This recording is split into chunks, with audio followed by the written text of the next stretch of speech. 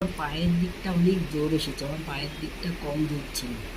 আমি ট্রেনে বাসে উঠতে পারতাম না, এখন সেটা পারি। সিঁড়ি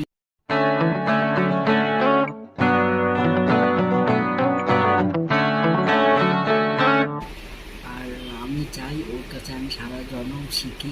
আমার খুব ভালো লাগে, শরীরটাও হালকা হয়েছে, আমার খুব ভালো লাগে, ওকেও আমার ভালো লাগে।